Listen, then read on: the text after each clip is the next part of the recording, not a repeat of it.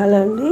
ఇప్పుడు ఈ పనస తొనల్ని ఇలాగా వలుసుకున్నాం అనమాట. తొనలుగా వలిసేసి దీంతో రొట్టె తయారు చేద్దామని చేశాను. చిన్నప్పుడు ఎప్పుడో మా నాన్నమ్మ చేసింది.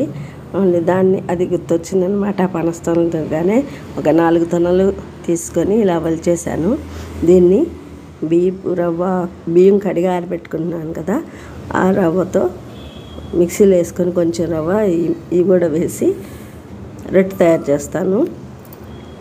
వలసిన గింజలు ఇవి తర్వాత ఈ కూర వండుతాం అనమాట. ఉడకబెట్టేసి మసాలా కర్రీ వేసుకుంటే చపాతీలోకి వాటిలోకి కూర బాగుంటుంది. విడిగా అయినా మనం కూర తయారు చేసుకోవచ్చు. మసాలా శనగగుళ్ళు ఇవి వేసి బాగుంటుంది. పనస గింజలు కాల్చుకొని కూడా తింటారు పనస గింజలు.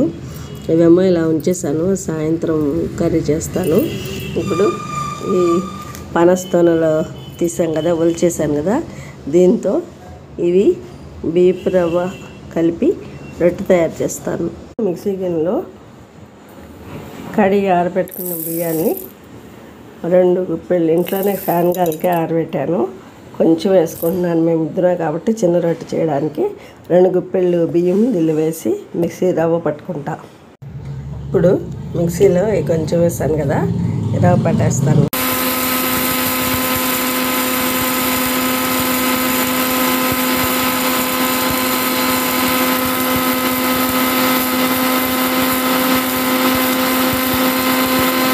ఇప్పుడు ఇది రవ్వగా మరీ మెత్తగా కాకుండా కొంచెం బరగ్గా ఉంది, పిండి రవ్వగా. దీనిలోనే ఇప్పుడు పనస తొనలు వేసేసి చిన్న బెల్లం ముక్క వేస్తాను. వేసి రొట్టెలా తయారు చేస్తాను అనమాట. దీంతో పాటు ఈ తొనలు దీనిలో వేసాను. బెల్లం పొడి చిన్నది వేసి కొంచెం మనం తినే తీపిని బట్టి, మరీ ఎక్కువ తీపి కాకుండా మేము లైట్గా తినాలి అందుకని కొంచెం వేస్తున్నాను. తీపి తినేవాళ్ళు వేసుకోవచ్చు. దీన్ని ఒక తిప్పేసి ఒక తరవ తడుపుతామన్నమాట.